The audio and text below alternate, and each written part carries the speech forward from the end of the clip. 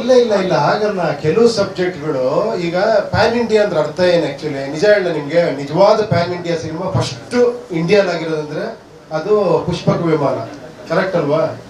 ಅದು ಅಘೋಷಿತ ಏನೋ ಏನೋ ಘೋಷಣೆ ಮಾಡಿದಿರೋಂಥ ಪ್ಯಾನ್ ಇಂಡಿಯಾ ಸಿನಿಮಾ ಅದು.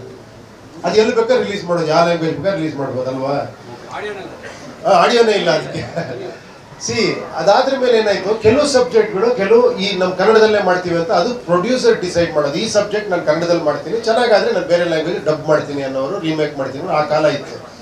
ಈಗೇನಾಗಿದೆ ಆಕ್ಚುಲಿ ಎಲ್ಲ ಲ್ಯಾಂಗ್ವೇಜ್ ಡಬ್ ಮಾಡಿ ಎಲ್ಲ ಲ್ಯಾಂಗ್ವೇಜ್ ಸೈಮಲ್ಟೇನಿಯಸ್ ರಿಲೀಸ್ ಮಾಡೋದಕ್ಕೆ ಪ್ಯಾನ್ ಇಂಡಿಯಾ ಅಂತಾರೆ.